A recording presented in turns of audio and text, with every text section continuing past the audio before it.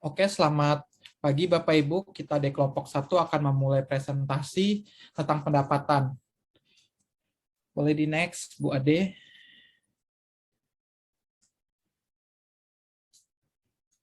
Ya, pendapatan itu adalah darah dari suatu perusahaan. Tanpa pendapatan tidak ada laba. Tanpa laba tidak ada perusahaan. Ingat pentingnya tersebut sangat sulit mendefinisikan pendapatan sebagai unsur akuntansi pada dirinya sendiri. Apa yang benar untuk pendapatan adalah benar untuk beban, yang sama sulitnya untuk mendefinisikan ideal yang seharusnya mungkin dengan pendapatan dan beban sebagai unsur-unsur laba. Untuk menulis suatu definisi pendapatan dari dua bab terdahulu, seharusnya mungkin untuk menentukan laba yang paling tepat untuk mengakui pendapatan dan beban dari definisi laba. Dalam praktik, ini terbukti sulit dilakukan. Next. Banyak pihak termasuk Financial Accounting Standard Board mengacu pada definisi yang independen dari definisi laba dan sebaliknya mengandalkan perubahan dalam aktiva dan kewajiban. Hasilnya adalah bahwa laba cenderung timbul dari definisi pendapatan dan beban bukan dari cara lain. Yang paling buruk dari sudut pandang teoritis adalah bahwa pengakuan pendapatan dan beban cenderung mengikuti praktik yang umumnya bukannya praktik yang terbaik dari segi teori saja. Pembahasan bab ini dimulai dengan pembahasan pendapatan yang menyatakan bahwa penentuan sifat yang tepat dari pendapatan harus mendahului pertanyaan mengenai bagaimana mengukur itu dan harus kapan mengakuinya. Begitu pula dengan pembahasan mengenai beban, lalu keuntungan dan kerugian dibedakan satu sama lain dan dari pendapatan beban dari setiap bagian. Definisi pendapatan sering dihubung dengan prosedur akuntansi tertentu, jenis perubahan tertentu, dan peraturan yang diasumsikan atau implisit. Untuk menentukan kapan pendapatan harus dilaporkan, praktik ini membuat pemisahan definisi dari masalah penilaian dan ketentuan waktu merupakan suatu tugas yang sulit karena pengertian yang jelas dari setiap komponen pendapatan diperlukan. Penguraian konsep pendapatan dapat dilakukan melalui jawaban dari pertanyaan tersebut. Pertama, apakah sifat pendapatan? Yang kedua, apa yang harus termasuk dalam pengertian pendapatan, ketiga bagaimana pendapatan harus diukur, dan keempat dan terakhir kapan mendapatkan dihasilkan dan kapan harus dilaporkan ke tujuan akuntansi. Pada dasarnya sifat pendapatan adalah kenaikan laba. Umumnya pendapatan dinyatakan dalam satuan moneter meskipun pengukuran pendapatan dalam suatu konsep ini terbuka untuk pembahasan tanpa mengubah sifat pendapatan yang diukur. Sebagai contoh, Komite Accounting Concept dan Standard of American Accounting Association mendefinisikan pendapatan dalam pernyataan tahun 1957 sebagai berikut. Pendapatan adalah pernyataan moneter dari seluruh produk dan jasa yang ditransfer oleh perusahaan kepada pelanggannya selama suatu periode tertentu. Kritik segera atas penambahan ini adalah bahwa hal itu menghalangi penggunaan metode presentasi penyelesaian di mana pendapatan diakui sebelum suatu produk atau jasa ditransfer. FASB menyerang masalah pendefinisian pendapatan dari arah yang berlawanan. Mereka memusatkan pada kas yang diterima pada saat penjualan atau sesudahnya. Jika itu pengajuan kartu kredit dan mendefinisikan pendapatan dalam pengertian arus kas atau inflow aktiva ke dalam perusahaan sebagai hasil penjualan barang dan jasa. Pendapatan adalah arus masuk atau penambahan lainnya pada aktiva atau suatu satuan usaha atau penyelesaian kewajiban-kewajibannya atau kombinasi dari keduanya. Dari pengiriman atau produksi barang, pemberian jasa, atau kegiatan lain yang merupakan kegiatan utama dari atau pusat dari suatu usaha yang berkesinambungan. Definisi ini dicela karena beberapa alasan.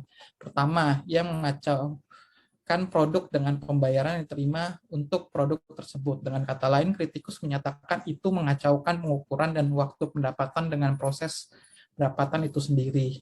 Tentu saja aktiva umumnya naik atau karena kewajiban turun pada saat penjualan barang atau jasa, dan benar jika jumlah pendapatan biasanya ditentukan oleh pengukuran moneter dari aktiva yang diterima. Jadi definisi dari mereka sesuai dengan praktik tradisional.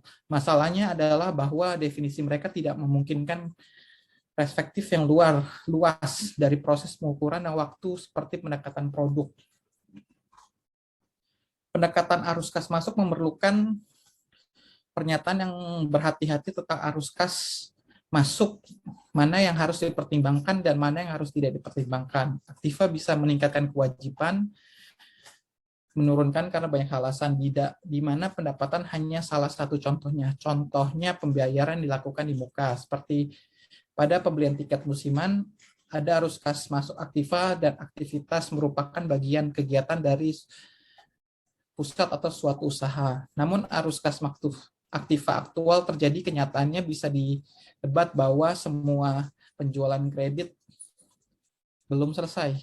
Penjualan kredit terjadi sebelum arus kas masuk aktiva. Penjualan yang terbaik menciptakan aktiva yang disebut piutang usaha. Piutang usaha tidak menciptakan penjualan, karena itu definisi FASB tidak sepenuhnya memuaskan. Untuk menghindari kritik atas paragraf terakhir, pendapat kadang-kadang didefinisikan sebagai kenaikan bruto dalam aktiva atau penurunan bruto dalam kewajiban yang diakui dan diukur sesuai dengan prinsip akuntansi yang berlaku umum yang dihasilkan dari jenis-jenis kegiatan mencari laba itu dari suatu perusahaan yang dapat mengubah ekuitas pemilik.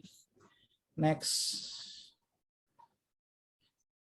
Sekarang benar bahwa akun pendapatan mempunyai saldo dan ditutup pada akhir periode akuntansi ke laba ditahan melalui akun ikhtisar pendapatan dan beban. Karena itu, pendapatan tidak mempunyai pengaruh pada kenaikan ekuitas pemegang saham, akan tetapi yang dilakukan pendekatan ini adalah menghubungkan pendapatan ke pembukuan berpasangan. Ini tidak menambah apapun pada pengertian kita akan sifat dasarnya. Selain itu, ada kelemahan mendefinisikan pendapatan dalam pengertian residu.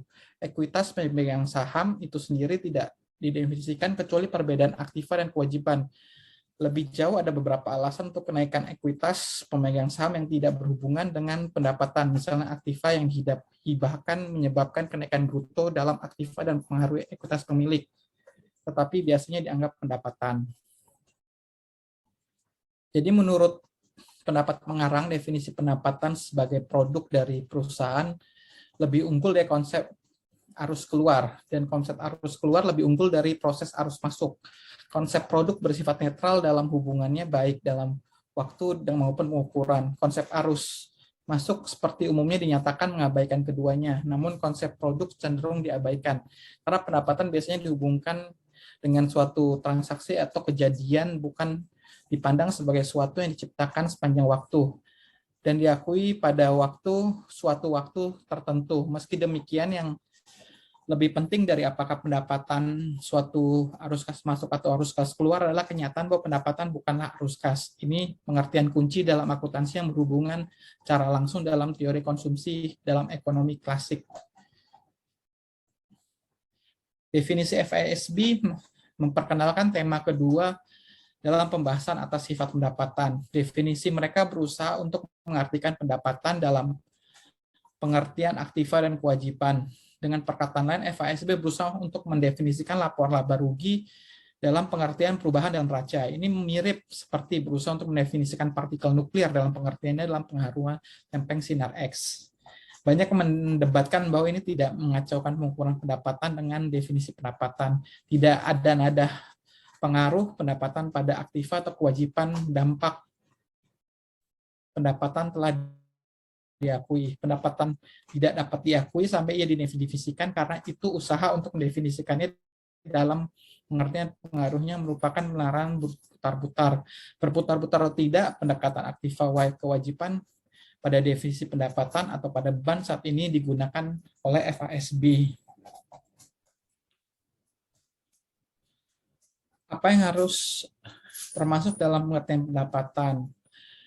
Banyak mendebat bahwa perlu untuk membedakan pendapatan dari keuntungan. Berbagai usaha telah dilakukan, sebagian besar berakhir hasil agak sembarangan.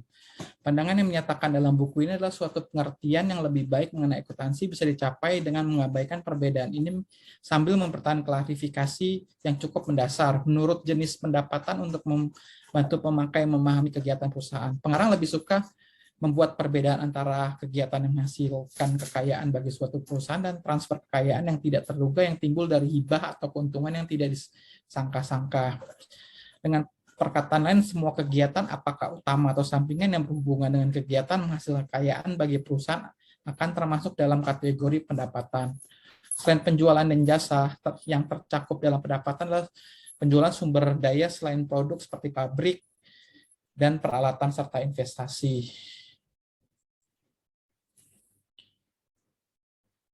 Menurut FASB lebih menyukai definisi pendapatan yang lebih sempit. Definisi pendapatan mereka menyatakan bahwa hal itu dihasilkan dari kegiatan utama atau pusat perusahaan yang berkesinambungan. Maksud kegiatan utama adalah untuk membedakan pendapatan dan keuntungan yang didefinisikan sebagai kenaikan dari ekuitas dan kegiatan periferal atau insiden dari kegiatan seperti penjualan tanah dan harta lain sewaktu-waktu, termasuk kenaikan dalam ekuitas yang dihasilkan dari sumbangan dan keuntungan lain yang tidak disangka-sangka. FASB mengakui bahwa definisi ini tidak memungkinkan perbedaan yang tajam, tetapi menyatakan bahwa karena pembedaan yang penting untuk menyatakan tujuan penyajian saja, pembedaan yang tajam itu tidak diperlukan. Sebagian besar keuntungan akan tampak dalam laporan laba rugi, dan karenanya yang meningkatkan laba hibah bagi perusahaan merupakan pengecualian. Itu bisa diklasifikasikan baik sebagai modal atau pendapatan, bergantung pada maksud si pemberi. Keadaan yang di sekitar hibah itu didefinisikan seorang sebagai pendapatan. Dalam beberapa kasus, maksud dari hibah itu memungkinkan meningkatkan laba perusahaan sesuai dalam kasus pembayaran penghargaan atau pembayaran tambahan untuk menunjukkan penghargaan atau jasa khusus yang dapat diterima. Tapi untuk kasus sumbangan dalam bentuk pembangunan yang dibutuhkan sebelum jasa diberikan untuk beberapa pelanggan pelayan umum. Dalam kasus sumbangan istimewa untuk menarik perusahaan ke suatu masyarakat, maksudnya adalah untuk menyediakan modal permanen. Karena itu JEP mengkreditkan hal itu langsung ke akun ekuitas. Pendapatan bagaimana didefinisikan paling baik diukur dengan nilai pertukaran produk atau jasa perusahaan. Nilai pertukaran ini dinyatakan dengan ekuivalen kas atau nilai yang sekarang didiskontokan dari klaim uang yang akhirnya akan diterima dari transaksi pendapatan. Dalam banyak kasus jumlah ini hanyalah harga yang dicapai dalam transaksi kas, bukan pelanggaran. Akan tetapi apabila perlu penyisihan yang sesuai harus dibuat untuk keperluan menunggu pelunasan akhir. Keuntungannya perlukan serupa dengan pendapatan, kecuali bahwa biaya yang berhubungan segera di-offset untuk memperoleh keuntungan bersih. Dalam penjualan aktiva yang tidak biasa diperdagangkan oleh perusahaan, biaya-biaya ini mencakup nilai aktiva yang dijual ditambah biaya langsung penjualan. Kriteria bahwa pendapatan harus diukur dengan nilai sekarang dari uang atau ekuivalen uang yang akhirnya diterima menunjukkan bahwa semua retur, potongan penjualan, atau pengurangan lain dari harga yang dikenakan harus dikurangkan dari pendapatan yang dihasilkan dari transaksi-transaksi tertentu. Dengan kata lain, hal itu harus diberlakukan sebagai pengurang pendapatan, bukan sebagai beban. Pelakuan atas potongan tunai dan kerugian berasal dari piutang tak terlagi mungkin tidak begitu jelas, akan tetapi seperti ditunjukkan paragraf berikut, ini juga tidak harus diperlakukan sebagai pengurang dari harga yang dikenakan dan bukan sebagai beban. Potongan tunai yang diberikan sebagian untuk menyamakan nilai uang yang diterima dalam periode diskon dengan uang yang akan diterima dalam jangka kredit yang akan diberikan. Tetapi salah satu tujuan utama potongan tunai adalah untuk mengurangi kerugian piutang tak tertagih dengan mendorong orang-orang membayar secara lebih awal ke tunai. Jika tingkat potongan tunai ditentukan secara rasional, maka penjual tidak akan peduli apakah mereka menerima potongan harga bersih sesudah potongan atau harga kotor dikurangi kerugian piutang tak tertagih normal yang diharapkan. Karena itu potongan tunai dan kerugian piutang tidak tertagih yang diperkirakan adalah sama sifatnya dan harus diperlakukan secara sama. Potongan tunai yang diharapkan diambil dan kerugian piutang tak tertagih diperkirakan harus dikurangi secara langsung dari pendapatan kotor. Perlakuan tradisional sebagai beban tidak menghasilkan perbedaan jumlah laba bersih dilaporkan, tetapi akan tampak setelah membaca bagian berikut dari beban. Hal ini tidak mempunyai karakteristik dasar beban. Jika homogenitas dalam klasifikasi laporan laba rugi ditingkatkan, setiap kategori seperti pendapatan bersih akan merupakan penyajian yang lebih baik atas pendapatan dunia nyata. Seperti semua di atas, mendapatkan peringatan yang biasa dari materialitas apabila periode menunggu pendek, potongan yang bisa diabaikan karena 3 alasan pragmatis.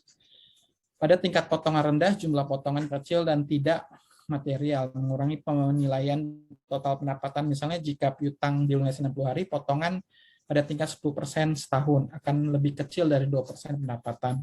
Karena bunga diklasifikasi sebagai total pendapatan, pengaruhnya yang utama adalah ketentuan waktu. Bunga harus dicatat sesudah pencatatan dari transaksi awal, tetapi jika bunga tidak material jumlahnya memasukkan ke dalam pendapatan penjualan akan mempunyai pengaruh yang kecil dari total pendapatan pada periode tersebut.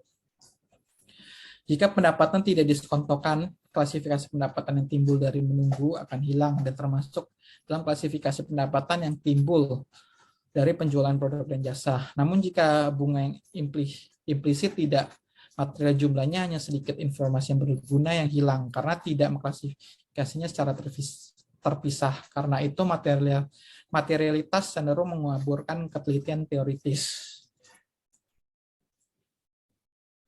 Kapan pendapatan diakui? Secara umum, pendapatan diakui sebelum pengiriman ketika proses menghasilkan laba, menghabiskan beberapa periode akuntansi. Dan ini penting untuk menyajikan informasi pendapatan sebelum proses penghasilan laba selesai.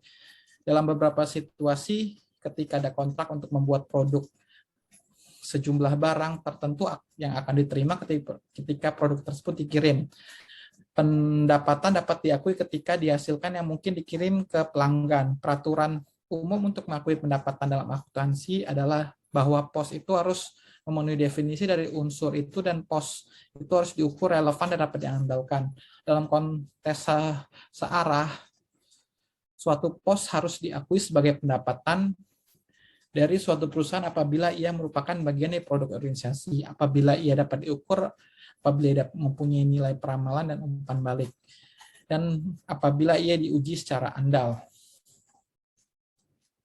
FISB memberikan saran untuk pengakuan pendapatan yang khusus untuk pendapatan. Menurut mereka, pendapatan tidak boleh diakui sampai ia pertama dihasilkan, yang kedua harus direalisasikan atau dapat direalisasi. Kebijakan pengakuan pendapatan International Business Machine. Pendapatan diakui dari penjual atau list jenis-jenis penjualan. Mundur lagi. Pendapatan diakui dari penjualan atau list jenis-jenis ketika dikirimkan dari perangkat lunak ketika program dikirimkan atau ketika biaya lisensi kemudian diakui atau dari jasa pendukung sepanjang periode kontrak atau ketika jasa dilaksanakan dari penyewa menerus operasi list dalam bulan di mana seperti saat itu diakui dan dari pembayaran pada tingkat imbalan sepanjang periode list atau piutang. Karena pendapatan merupakan bagian dari laba, peraturan untuk pengakuan pendapatan adalah bagian dari peraturan untuk pengakuan laba. Karena itu kunci untuk menentukan laba harus diakui adalah penentuan kapan ia harus dihasilkan atau direalisasi.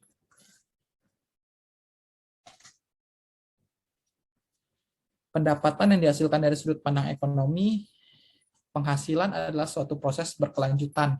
Produk dari suatu perusahaan tampak secara bertahap sebagai bahan mentah yang dirakit dan diubah bentuknya atau diproses dengan memakai tenaga kerja dan peralatan modal.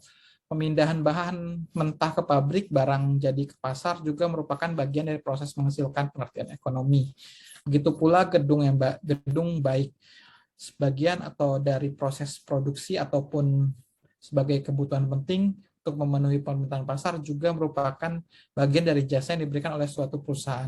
Karena itu secara tegas pendapatan harus diakui secara terus-menerus sepanjang keseluruhan siklus produk. Metode presentasi penyelesaian adalah suatu contoh dari mana ini benar-benar dilakukan dalam praktik. Next.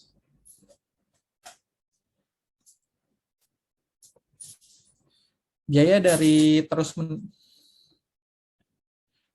terus-menerus mengakumulasikan pendapatan menghambat penggunaan umum dari pengakuan berkelanjutan dalam praktik. Sebagai gantinya, akuntan mencari titik atau satu tunggal di mana pendapatan bisa secara sah telah dihasilkan. Beberapa pendekatan yang berbeda telah menyatakan sebagai dasar untuk menentukan saat ini IRS 3 memberikan suatu peraturan umum untuk pengakuan yang dinyatakan bahwa pendapatan harus didefinisikan dengan periode selama saat itu. Kegiatan ekonomi utama yang penting untuk menciptakan dan disposisi barang dan jasa telah diselesaikan asalkan pengukuran objektif atas hasil-hasil kegiatan itu tersedia. Dua kondisi ini yaitu penyelesaian kegiatan ekonomi utama dan objektivitas pengukuran dipenuhi pada tahap kegiatan yang berbeda dengan kasus yang berbeda.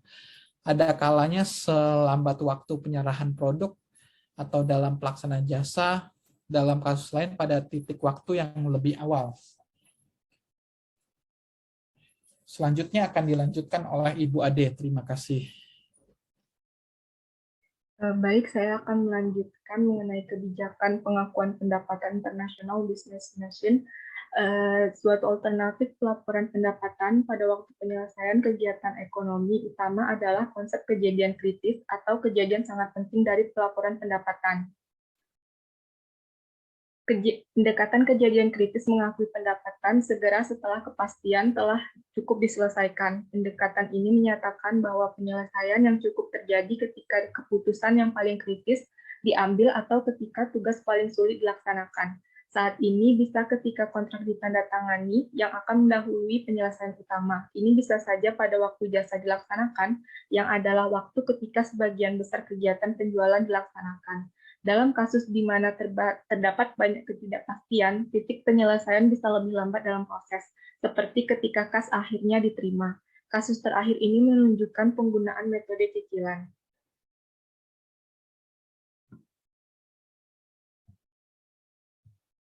Suatu perluasan dari konsep kejadian kritis ditemukan dalam monograf AAA tahun 1964.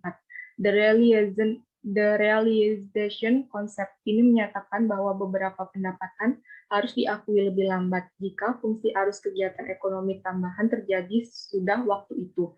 Komite menolak pelaporan laba atas dasar biaya yang terjadi, tetapi itu menyiratkan bahwa nilai yang ditambahkan oleh perusahaan itu harus dialokasikan pada lebih dari satu titik yang ditambahkan oleh perusahaan itu harus dialokasikan pada lebih dari satu titik waktu. Dalam pandangan mereka, sekalipun nilai yang ditambahkan oleh perusahaan dilaporkan pada satu titik waktu, jumlah pendapatan yang dinyatakan oleh nilai yang ditambahkan dari faktor-faktor ekonomi lain harus dilaporkan pada waktu yang lebih lambat, jika pada kenyataannya, jasa yang diberikan oleh faktor-faktor ini mengikuti titik waktu pengakuan utama. Pernyataan ini belum digunakan ataupun yang dari Komite AAA 1974 yang mengusulkan untuk menghindari kesulitan penentuan kejadian kritis melalui penggunaan pengukuran probabilistik atas pendapatan. Realisasi. Pengertian realisasi secara umum berarti bahwa pelaporan pendapatan saat disahkan oleh penjualan. FASB sekarang lebih suka menggunakan kata pengakuan untuk mengacu secara spesifik kepada pencatatan suatu unsur. Dengan perkataan lain, melaporkan suatu aktiva, kewajiban, laba, pendapatan, atau beban dalam laporan keuangan, maka orang itu harus membahas pengakuan. FASB sekarang menggunakan istilah realisasi untuk pengertian proses pengubahan sumber daya dan hak bukan hak menjadi uang. Jadi suatu kondisi untuk pengakuan adalah bahwa produk telah dijual secara tunai atau kredit. Aktiva seperti jagung dan gandum yang mempunyai pertama unit yang dapat saling dipertukarkan atau fungible, dan kedua harga yang tercatat yang tersedia di pasar yang aktif dan yang dapat secepat mungkin menyerap kuantitas yang dipegang perusahaan tanpa secara signifikan mempengaruhi harga, merupakan pengecualian dari peraturan ini. Aktiva ini siap diubah, bisa dianggap dapat direalisasi sebelum penjualan yang sebenarnya. Pelaporan pendapatan selama produksi. Pelaporan pendapatan selama berlangsungnya produksi mencakup sewa, bunga, komisi, dan jasa pribadi yang dilaksanakan berdasarkan waktu. Jasa biasanya dilaksanakan berdasarkan waktu, dan pelaksanaan jasa dapat diasumsikan merupakan kejadian penting sekali. Jumlah pendapatannya telah ditetapkan menurut kontrak atau perjanjian sebelumnya. Ini terlihat pada kontrak pembangunan yang bersifat jangka panjang pada proses peningkatan nilai secara ilmiah atau accretion dan akrual. Pengakuan pendapatan sebelum suatu bangunan selesai dibuat mempunyai alasan yang cukup kuat, baik dari segi pragmatis maupun teoritis. Dari segi teoritis, pengakuan pendapatan selama berlangsungnya produksi untuk kontrak-kontrak jangka panjang dapat dibenarkan karena beberapa hal. Pertimbangan yang paling penting apakah harga total kontrak tersebut, juga ketidakpastian mengenai penagihan biasanya dapat dikurangi melalui pembayaran angsuran atau dengan mengadakan kontrak dengan pihak-pihak yang dipercaya. Berikut waktu pelaporan kriteria dan contoh yang terjadi selama produksi. kriteria penetapan harga perusahaan berdasarkan kontrak atau persyaratan bisnis umum atau adanya harga pasar berbagai tingkat produksi. Contohnya, akrual kontrak jangka panjang pertumbuhan. Pada waktu penyelesaian produksi, kriterianya adanya harga jual yang dapat ditentukan atau harga pasar yang stabil, biaya pemasaran tidak besar. Contohnya logam mulia, produk pertanian, dan jasa. Pada waktu penjualan, kriterianya harga yang ditentukan untuk produk, metode wajar untuk estimasi jumlah yang dapat ditagih, estimasi semua beban yang berhubungan dengan bahan. Contohnya, sebagian besar penjualan barang dagang. Pada waktu kas diterima, kriterianya tidaklah mungkin menilai aktiva yang diterima dengan tingkat akruasi yang wajar, beban tambahan yang material mungkin, dan ini tidak dapat diestimasi dengan tingkat akruasi yang wajar pada waktu penjualan. Contohnya, penjualan cicilan pertukaran untuk aktiva tetap tanpa nilai ditentukan yang dapat diuji. Kontrak jangka panjang. Perusahaan biasanya menolak untuk menerbitkan laporan keuangan yang tidak menunjukkan laba selama tahun, di mana selama tahun itu perusahaan telah melakukan banyak upaya untuk mencapai penyelesaian sebagian dari suatu kontrak yang akan memungkinkan laba yang layak dengan tingkat kepastian yang wajar. Contoh dari pelaporan revenue selama berlangsungnya produksi adalah akrual daripada jasa-jasa yang diberikan. Jumlah atau besarnya pendapatan biasanya juga telah ditetapkan, misalnya dengan kontrak atau perjanjian lainnya. Biaya yang berhubungan dengan pendapatan ini juga dapat ditentukan bersamaan dengan pendapatannya.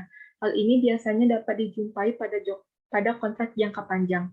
Metode penyelesaian presentasi yang biasanya digunakan membandingkan biaya yang terjadi dalam suatu periode akuntansi tertentu dengan total biaya yang diestimasikan untuk proyek itu. Ini disebut metode biaya untuk biaya atau cost to cost. Laba yang diharapkan pada setiap periode berdasarkan biaya-biaya ini. Prosedur ini mempunyai dua kesulitan yang membuat laba periodik yang dihasilkan diragukan. Pertama, total biaya proyek sulit untuk diestimasikan secara akurat. Ini khususnya demikian bila pengalian dan kondisi cuaca tiba-tiba bisa menimbulkan bencana yang tidak terduga.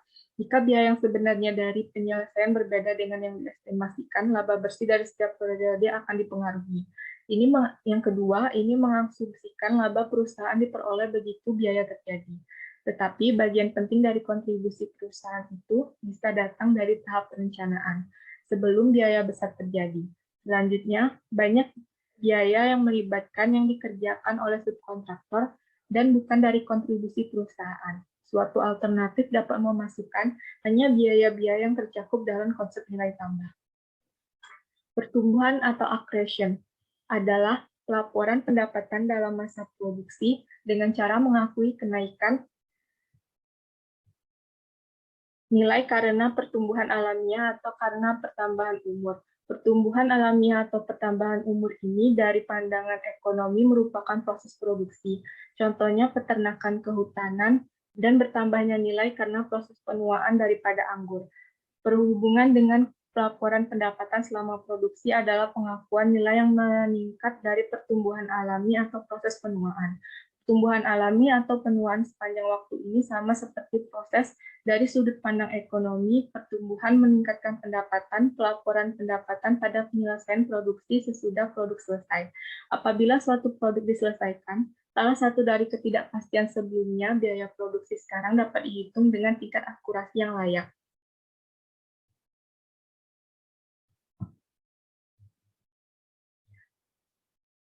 Pelaporan pendapatan setelah selesainya produksi tergantung pada kepastian mengenai harga jual dan besarnya biaya tambahan di luar biaya produksi. Apabila telah ada kontak penjualan dan penyerahan hasil produksi yang pasti, maka harga jual dapat diketahui, begitu juga dengan biaya penjualan. Kriteria utama untuk pengakuan pendapatan ini adalah: 1. Adanya harga pasar yang relatif stabil dan aktif. 2. Tidak adanya biaya pemasaran yang besar. 3. Adanya kemungkinan penukaran unit fisik tanpa terpengaruh apa-apa terhadap harga jual atau interchangeability of unit. Misalnya, suatu balok emas dapat ditukarkan dengan balok emas lainnya untuk berat yang sama. Pendapatan atau laba dari pertumbuhan dapat diakui hanya dengan melakukan penilaian persediaan yang dapat dibandingkan. Pengakuan ini bukanlah hasil transaksi, karenanya itu berbeda dari kasus-kasus pendapatan yang dilaporkan selama produksi yang dibahas selama ini, tetapi tidak mempengaruhi logika pelaporan kenaikan dalam pengukuran aktiva. Kekurangan dari penggunaan metode ini berkaitan khususnya dengan kesulitan penilaian sekarang yang diskontokan, karena tergantung pada harapan mengenai biaya masa datang dari pertumbuhan serta biaya masa datang dari panen dan penyimpanan produk yang dipasarkan. Apabila suatu produk diselesaikan, salah satu dari ketidakpastian sebelumnya, biaya produksi sekarang dapat dihitung dengan tingkat akurasi yang layak. Harga pasar dan biaya penjualan serta pengiriman tambahan mungkin tidak pasti. Tetapi apabila itu tidak dapat diestimasikan dengan andal, ada pertimbangan yang baik untuk melaporkan pendapatan pada waktu ini. Pertimbangan utamanya haruslah kemampuan untuk mendapatkan pengukuran pendapatan dan biaya tambahan yang dapat diandalkan dan dapat diuji. Untuk sebagian besar komoditas, angkanya harga pasar yang stabil merupakan rintangan utama bagi akseptansi umum atas pengakuan pendapatan pada penyelesaian produksi. Menurut APB Statement nomor 4, pendapatan bisa dilaporkan pada penyelesaian produksi. Menurut kriteria di atas, hanya logam mulia yang mempunyai harga jual tetap dan biaya pemasaran yang tidak besar. Perlakuan serupa dapat diterima untuk produk pertanian, mineral, dan lainnya. Hanya jika perusahaan tidak dapat menentukan biaya taksiran secara layak.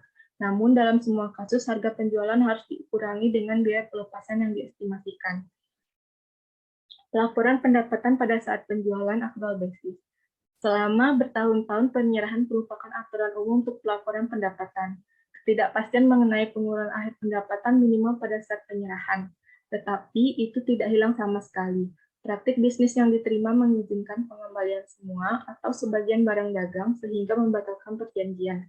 Dari pandangan yuridis formil, penjualan terjadi apabila ada perpindahan hak atau dan suatu klaim pembayaran yang timbul.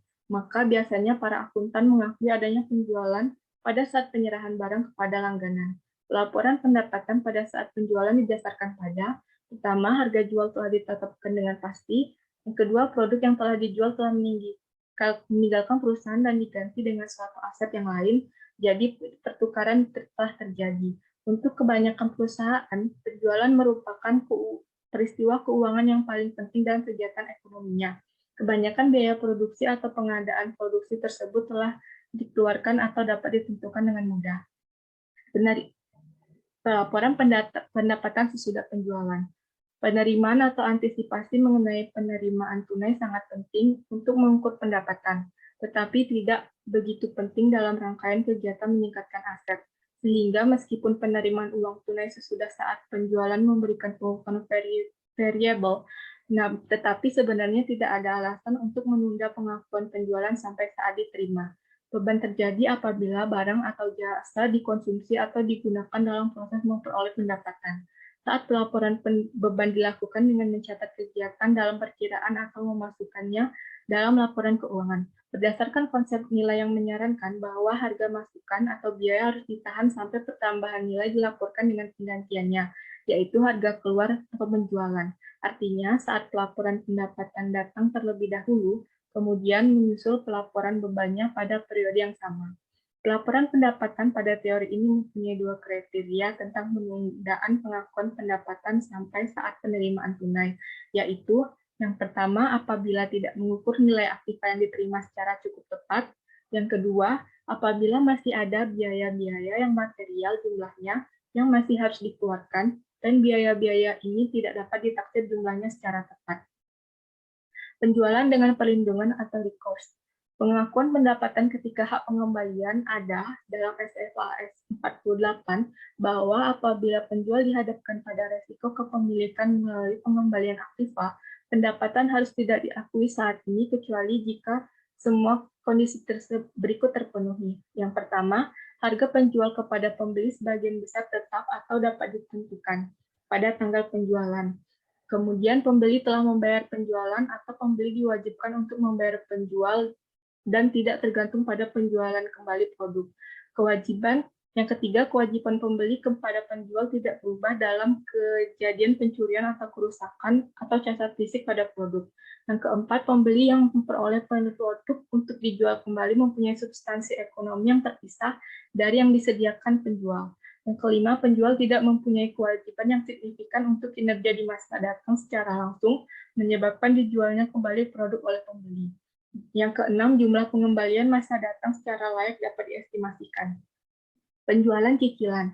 Contoh paling sering dikutip oleh pelaporan pendapatan yang ditangguhkan adalah kasus penjualan cicilan.